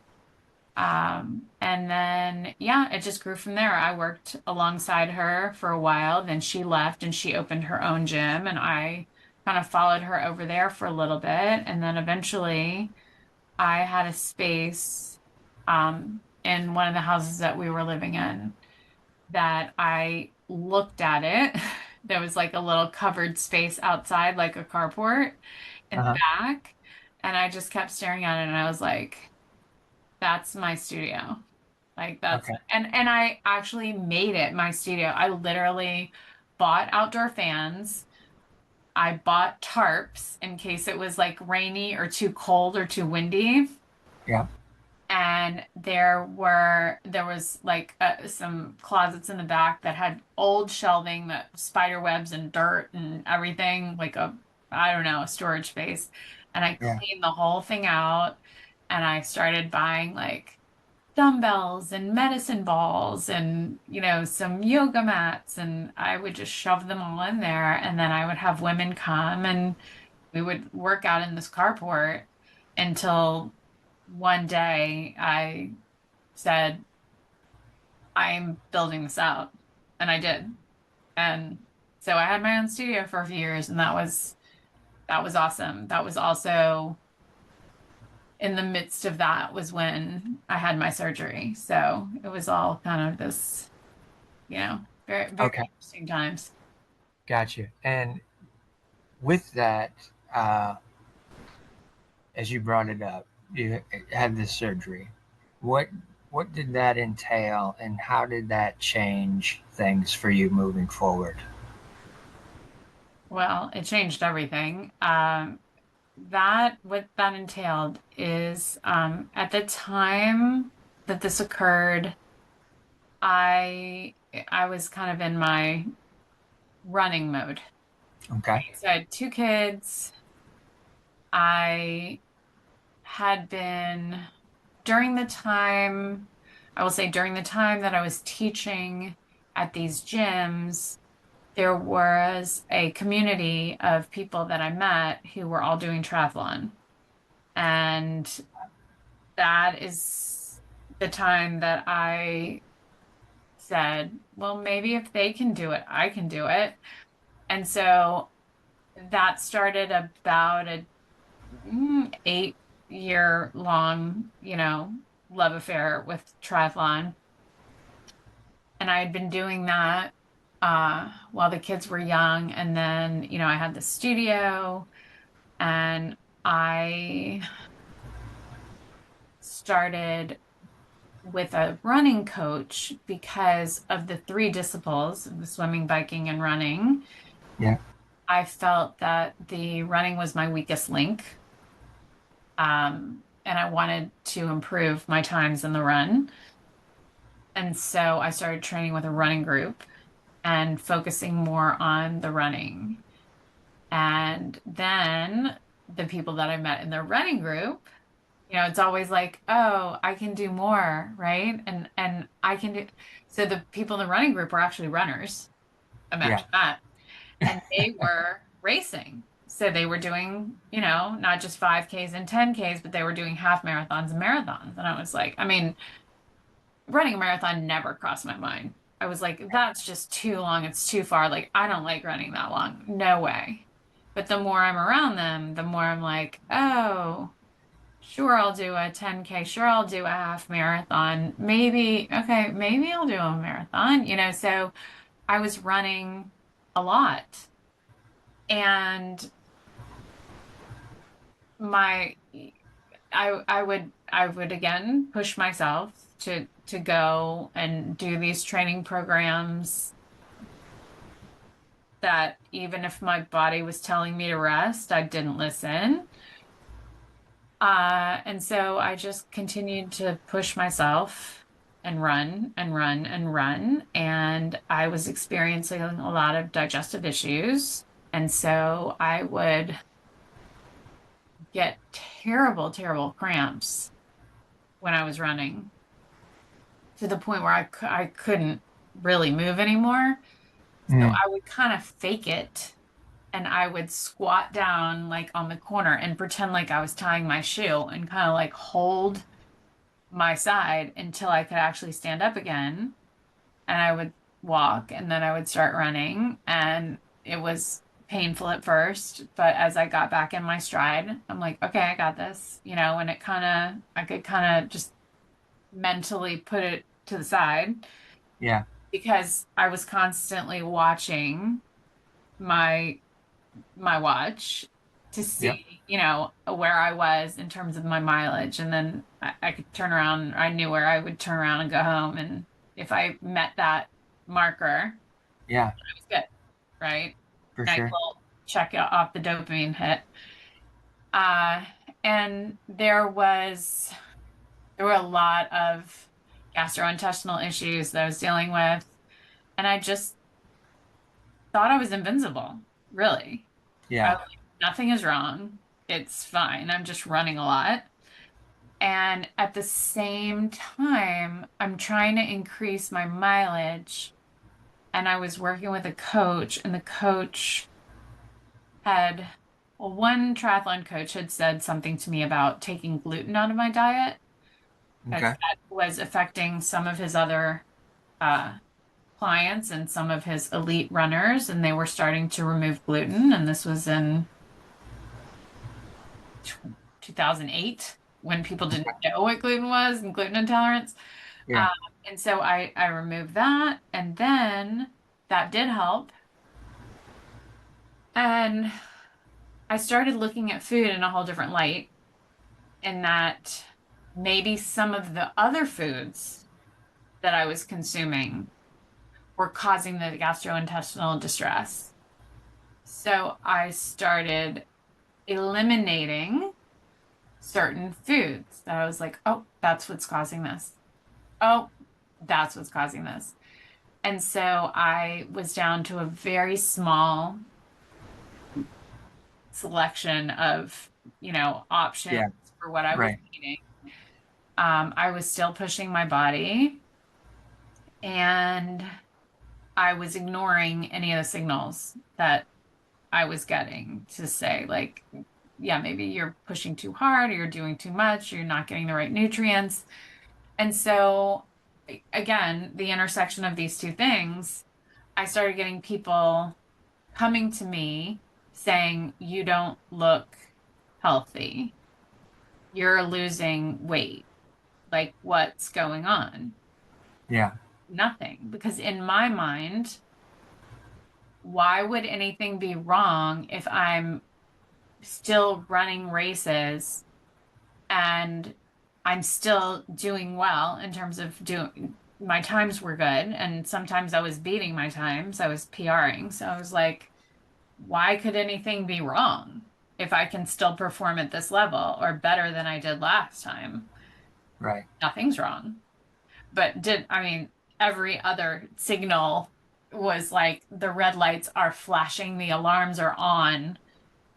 And I'm just like, I, whatever. I think I'm just pushing myself really hard. That's probably what happens. And, get a little graphic in the book about what all it was. But I eventually, one night, it was actually one day, I took my daughter to her gymnastics class, and I remember just from the moment that, I mean, we were in the car, and I was just like, I something doesn't feel right. And, I was like upstairs, you could watch down at the kids all playing. And I remember a friend of mine was there, and I was talking to her, but I had no idea what she was saying because my focus was like on my side and on my belly, and there was so much pain. And so I got my daughter, and I just went home like nothing was going on. I made everybody dinner, like didn't say a word. And Oh my word. I went to bed, but I couldn't lay down. Like I couldn't lay down still. I kept moving and moving and moving. So finally I got up and I walked around, and I like started squatting on the floor. I'm like, maybe I have so much gas, like that's why my stomach hurts. And I like got down child's pose. I got up and I like went to the toilet like I don't know, 10 times. Like it could not eliminate anything. And so I finally was like literally crouched down on the floor of my bedroom at the foot of the bed. And I was like holding on to the cover. And I felt like I'm like, I don't even know if I can stand up. So Right. I crawled my way over to my husband's side of the bed and I kind of tapped him a few times. And he's like, "What?" And I was like, "My stomach really hurts." That's what I said. And he jumped up because he knows me. And I push, I'm not one to say anything. Like I can have Yeah. 104 fever and I just go about my business, you know. Yeah. He jumped up and he's like, "I'm calling your mom to come get the kids. I'm taking you to the hospital." And I was like, "Oh my God, no."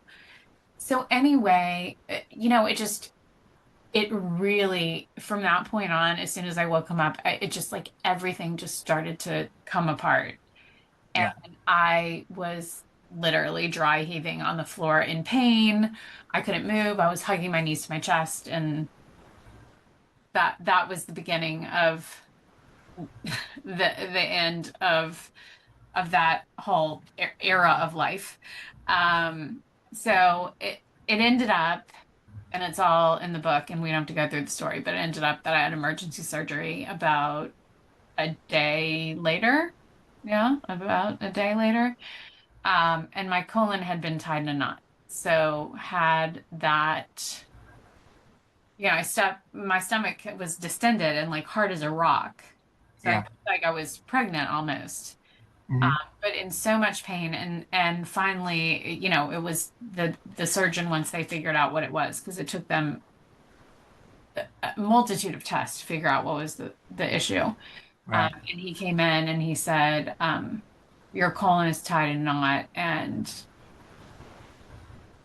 uh, if the bursts, the toxicity is fatal." Yeah. And and he had said, first he had said, "I'm coming in, we're going into emergency surgery." And I was like, "Oh, no, no, no, we're not. No, no, no. My son's birthday is, in a couple days." And I had my agenda.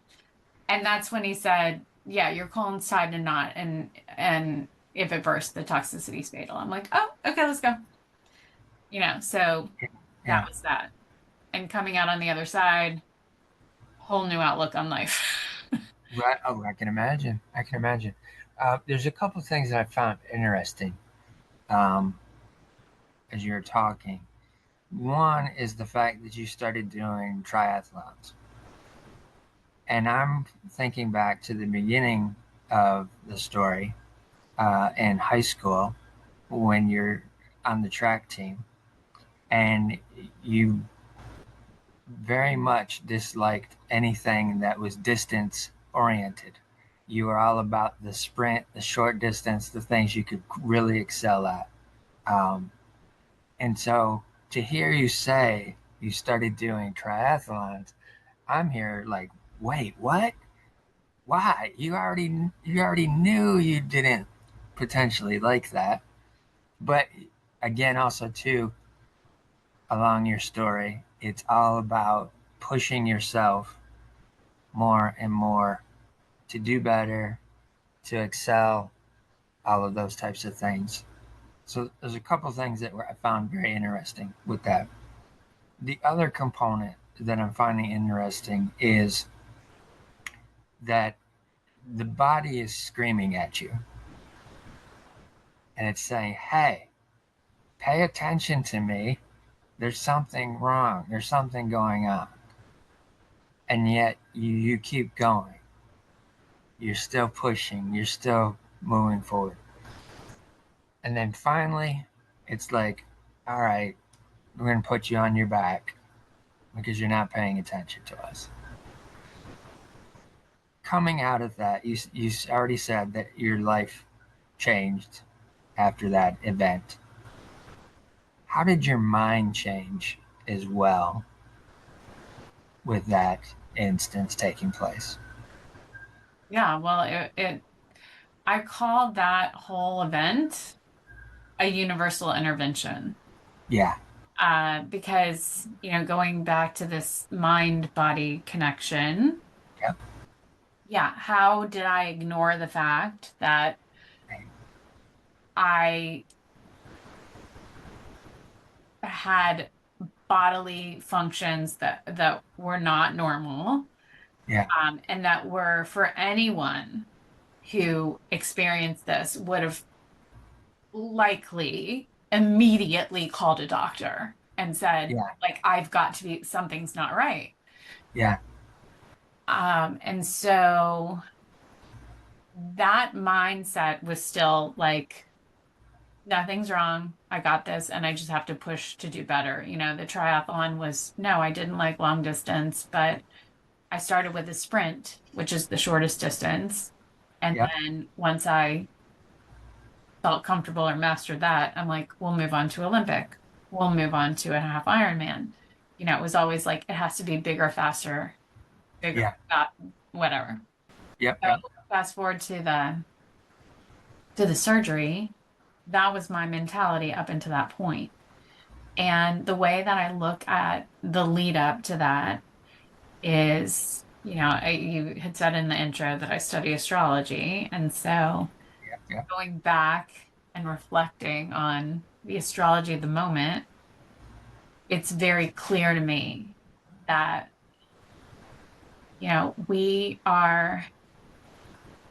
we're here on this earth for a reason. Yeah. We have a purpose, and we chose to be here during this time. And there are certain parameters or rules or boundaries that maybe the stars like to align and help us get there. Yeah. And we can choose to, if life throws us a curveball, it may be just a reset, and that, hey, you're going off track. I got to throw you the curveball to get you back online Yeah. where you never thought anything was wrong in the first place. And so all these little, taps on the shoulder, and friends and family who are like, you're not right. Something's off. Are you feeling okay? And then my body's it, doing what it's doing. And it's definitely looking shriveled and weak and pale. Um, and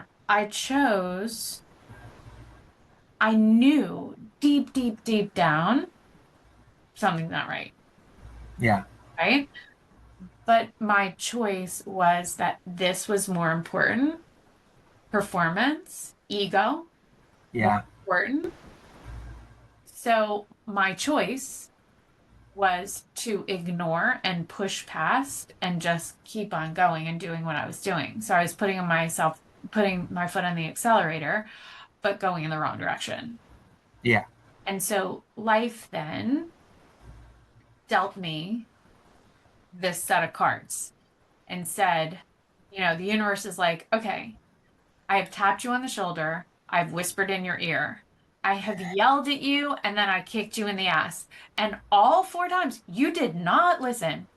Yeah. So I am taking you down. I am taking you down, and I'm almost going to take you out. And it's going to be your choice if you stay or if you go, Yeah. right? Yeah. And somehow I was granted that last and final wish, because I don't know that I was really asked the question, but maybe my soul was asked the question, Sure. like, do you want to stay or do you want to go? And I said, I want to stay. And so with that choice, the other side is truly the embracing of, like, listening to your body and paying attention to the signals and knowing deep down inside when you get a hit, you follow the hit. Right. And that, what is ego? Yeah. It's destructive.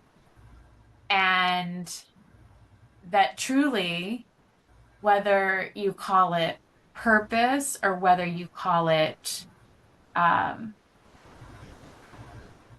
our chosen Yeah, I feel like I'm here to tell the story and to educate Yeah. about what I experienced so that others don't have to follow that same, or they come online or they awaken to a point where they recognize, oh, maybe it is my ego that is leading me through this because I know deep down inside that this alignment isn't right. And maybe it's the career, maybe it's the relationship, maybe it's the food, maybe it's the exercise, like fill in the blank, right? Yep. But if something's not right and we're just pushing ourselves in the same direction, but we keep on getting these signs and signals that something's not right and things just keep happening, we Yeah. have to take a step back and take a deep breath and say,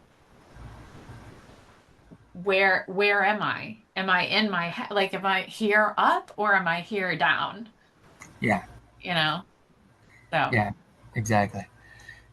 Did the astrology or the interest in astrology come prior to that, or was it more after that event? I have always been astro curious, I will say. I mean, All from right. a young age, I would go into the gumball machines and get the things that you like unscroll Yeah. and you read I'd cut out my horoscope from the newspaper. Like, it's always been a thing for me, but I did not take a deep dive until like studying it. I had my chart read, but I didn't really start studying it until COVID. Okay. And the interesting thing about that is, I said that the surgery to me was this universal intervention. Yeah. And that was very personal, right? That happened to me and for me, I believe. Yep.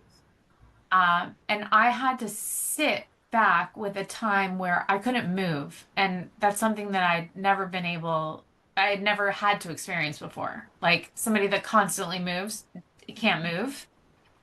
And it was like, let me reassess where I am and figure out what's most important to me. And then why am I here right now? And what am I supposed to do with this? Because this is information for me to move forward with. Yeah. And so then fast forward, that was in 2010. Exactly. I mean, almost to the day, which is very, whatever you want to call it, ironic. Universally telling. Yeah. Like my surgery was March 12th of 2010.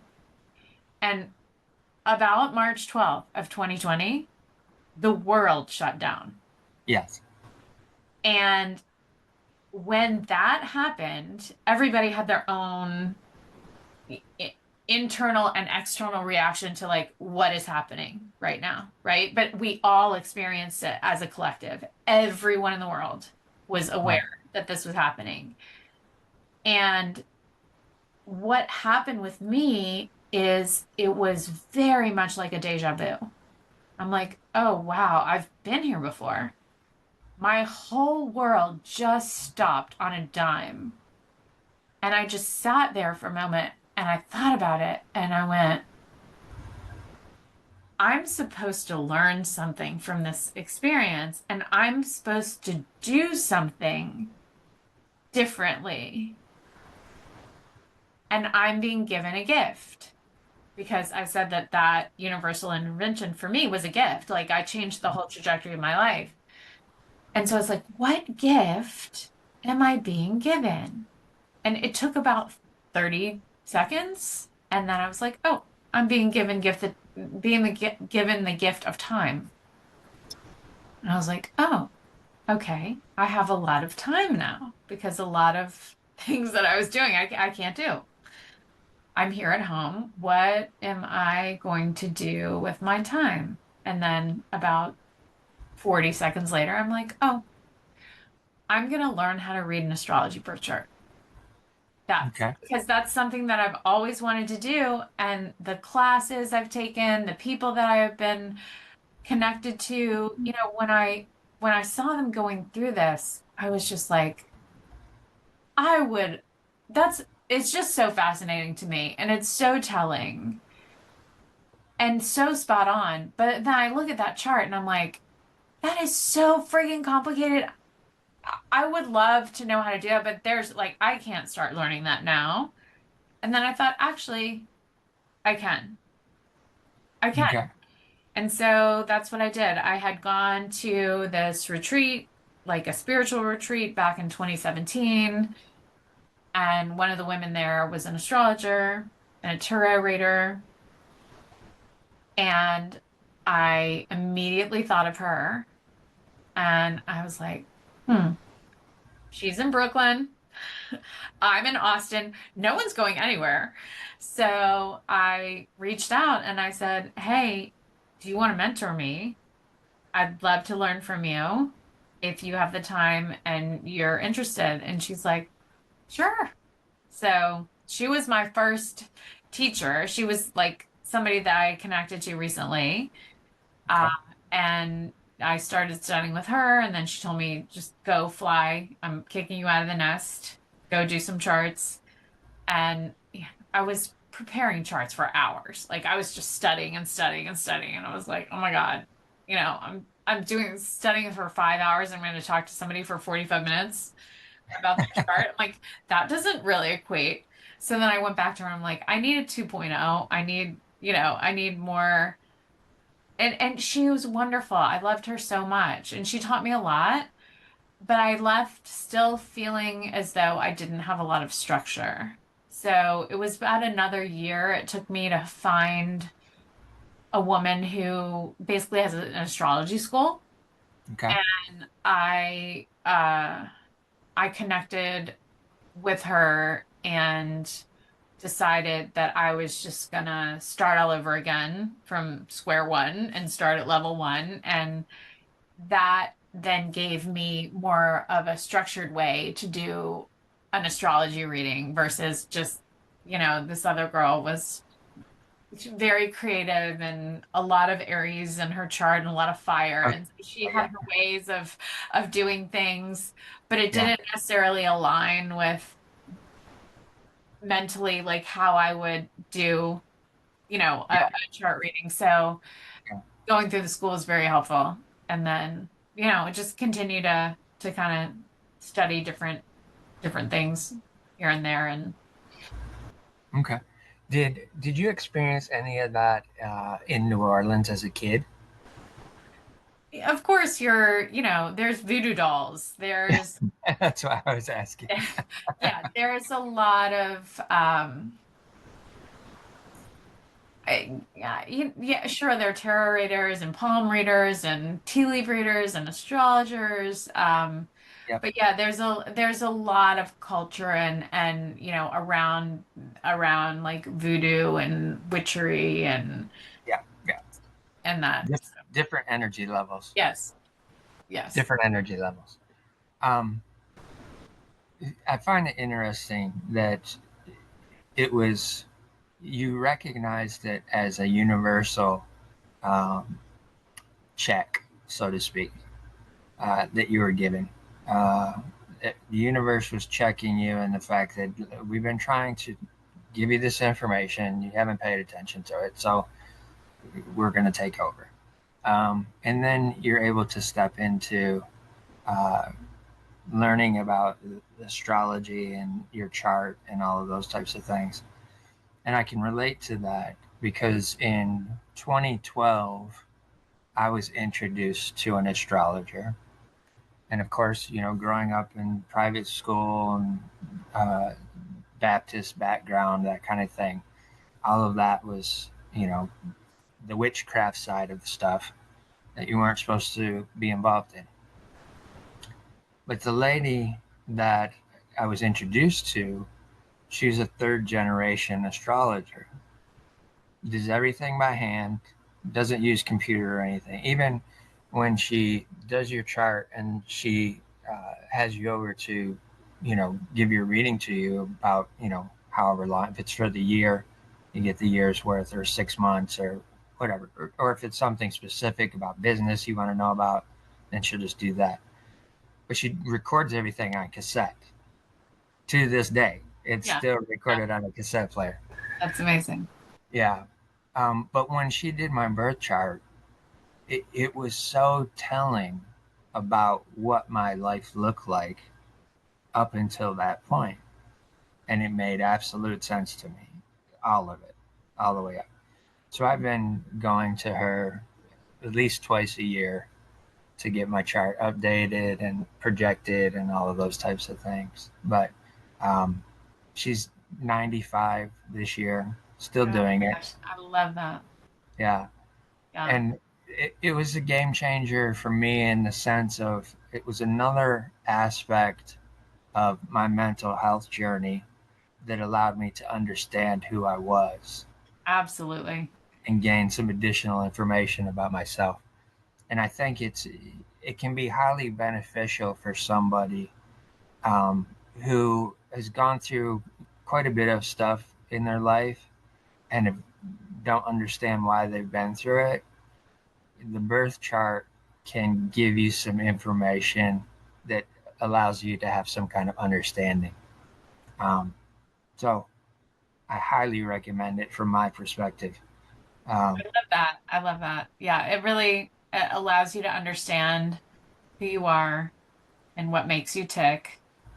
yeah, And it gives you permission to be who you are, truly right. and authentically. And that's all I want for people is to express themselves for who they truly are and Yeah, not have to be someone that you're not. Um, because we're just wasting energy. right. We only have so much energy, and so put it into who you are and how you can benefit others, and so much of that is expressed and seen in a birth chart when you can start to feel through everything from the placements, obviously the planets and the houses, and aspects that they're making, but even just as basic as your fundamental elemental constitution. If you're Exactly. missing earth, you know, Yeah, like uh, how we need that in some form or fashion. I've done so many readings where either somebody has a lot of water in their chart or they have no water in their chart and they keep on telling me, "Oh my gosh, I have like I'm moving." I just met a woman last week when we were away. I met her in a coffee shop. And she just started talking to me, and I was like, "You've got so much Pisces." And she's like, "I'm a Pisces." And she was talking about living in Franklin, Tennessee, oh wow, and okay. that she is originally from Massachusetts, and she moved to Franklin, Tennessee, and she is in real estate. And she said, "I'm moving back. I just can't be landlocked." And I was like, "No. You Yeah, can't. You've got to be near, really, it's medicinal. for And sure. just to understand these things from that perspective. And again, I just was up in Chautauqua Institute. It's where we go in the summer. And taught a class on Ayurveda, and that was a big part of my healing journey. And learning astrology and again Ayurveda is this mind body, you have your specific dosha, and it's based on the elements. And again, it's so important to know thyself, Right. what you're made of, whether it's your astrology or Ayurveda or both, Yeah. gives you that foundation to say, this is who I truly am, and this is what I am made of, and this is what I need. This is Right. what my body needs. Yeah. Can you explain for the audience what that is just a little bit more? I think everybody has a basic knowledge of astrology, but I don't think they have quite an understanding as much of Ayurveda. Sure. Ayurveda is, I sometimes call it, like, it's like the sister science to yoga. Okay. It goes back 5,000 years. And its origins, Arya and Veda, if you break them up in Sanskrit, it's the science of life. Mm. So it's essentially a a means by which one can utilize these five elements, which are space, air, fire, earth, and water. And those five elements create three different doshas, which are vata, pitta, and kapha. And we each have a prakriti, which is your natal constitution. It's basically what you were born with, and that does not change. And then we have this vikruti, which is our current state of being. And Ayurveda is about bringing things into balance. So think about both mind and body. And sometimes, if we have a lot of air, we can get into our heads, which, if out of balance, may cause some form of anxiety, Mhm. right? And so when we are experiencing that, we know that that is out of balance, right? We're maybe a little out of balance in our vata. So Ayurveda allows for uh, many different practices and tools, herbs, foods, lifestyle practices that support these. We all have all the constitutions and all of the elements within us. It's just that some get out of balance. And then when we see what is out of balance, we can work and through these tools and practices to gain, get back to that prakriti, to uh that state, that original state of being. Yeah. Yeah. And it's constantly in flux, but it really supported me so much when I was healing from my surgery. Because if I were to reflect on what I was doing, I'm very vata, which is air and space, and then pitta, which is fire and water. And everything that I was doing, and they all have different properties like cold or hot or moist and dry. And so looking back, everything that I was doing that I thought was healthy, Yeah. the way I was eating a lot of cold, raw vegetables, and a vata digestion is very, it's not a very strong digestive capacity to start with. I was running, Hmm. which is, again, uh, will push vata out of balance. Not a lot of grounding, obviously, not a lot of earth. And it was really eye-opening to see that what I was doing that I thought was fueling my body with healthy green vegetables and supporting my body by running and being active were throwing my prakriti so far out of balance. I was way, way, way off. And so my Ayurvedic practitioner said, you need warm, oily foods. You need to make stews and pre-digested things and eat vegetables that are grown in the ground, not above ground. That'll give you more earth energy. And I was like, okay. And so I started cooking my foods and stopped eating raw cruciferous vegetables and raw salads. And I couldn't run anymore. So, she was working with me on breath work and grounding and meditation and the different, herbs and spices I was using to cook my foods. It was such a game changer. So helpful. Yeah. I can imagine.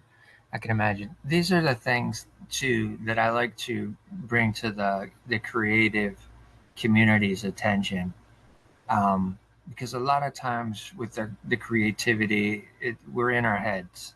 constantly. And we don't always allow that creativity to flow in a natural way, which is full body expression in whatever form we're working in.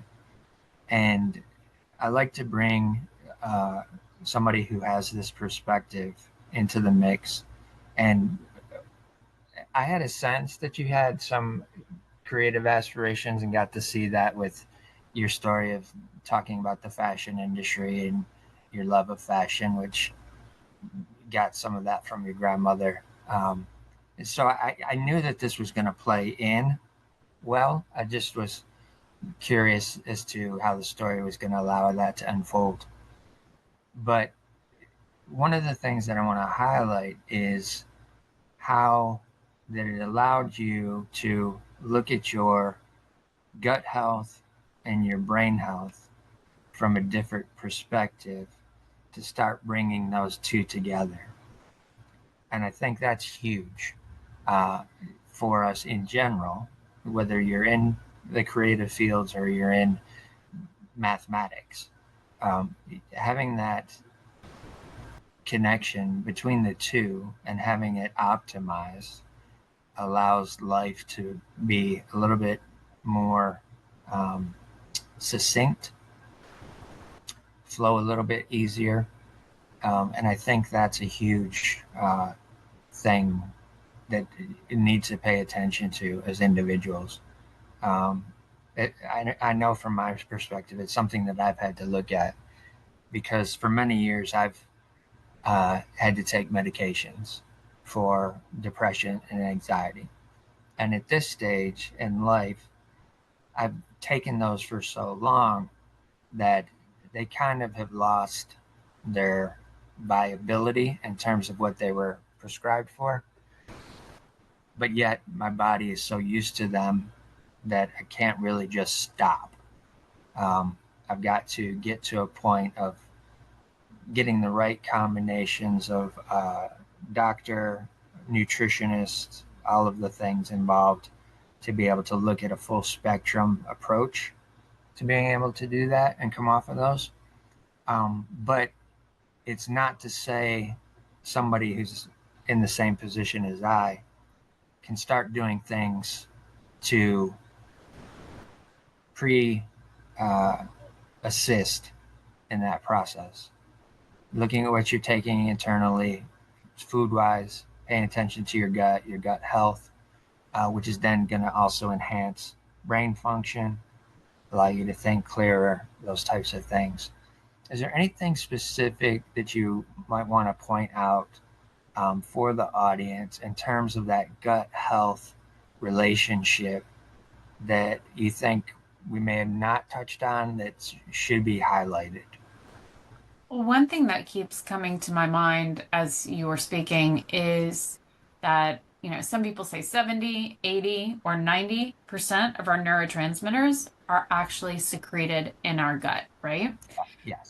So whether it's 70, 80, or 90, it is the vast majority. Right.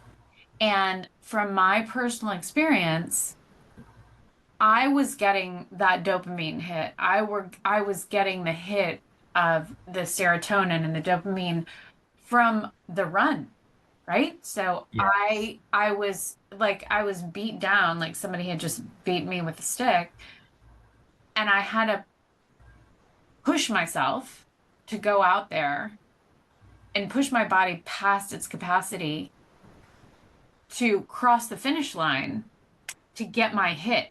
So it's just like any other addiction. It was an addiction to running, right? We can be Yeah. addicted to anything. Right. And when I finally got taken down, I'm not going to say I didn't try to go back to running because I did, because that's what an addict does. Right. Like, I'm fine. I can do this. Uh, and it it took a combination of, working with, it was partially the Ayurveda, what I was feeding my body, but it was the ability to finally start to ground and to slow down my pace of living, which was also to get more into my parasympathetic nervous system. And when I finally started utilizing these tools, which then I did have a lot of crazy stuff going on in my gut, probably from the result of doing too many open water swims in very dirty parasitic water. So when my gut started to heal, that is when I got the clarity. That's when I said, Ellen, you don't need to run. You can walk and move and do moving meditation and breathe and look at the flowers and hear the birds and notice the things around you instead of counting every fence and tree and telephone pole as a mile marker, and so it really is a huge piece of the puzzle when we can work on the gut, and that is through any mind body modality like you were just speaking about. It's movement patterns, it's breath work, it's grounding and meditation, it's forms of creativity, uh, it's food. Um, but healing the gut is extremely important to bringing our brains back to a place of calm and getting us back into parasympathetic and there's a lot of biohacking devices out there that stimulate the vagus nerve. So we have a lot of different ways that we can support ourselves. Yeah.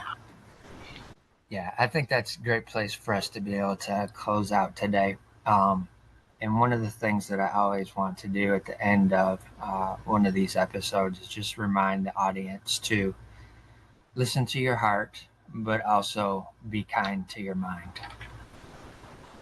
Love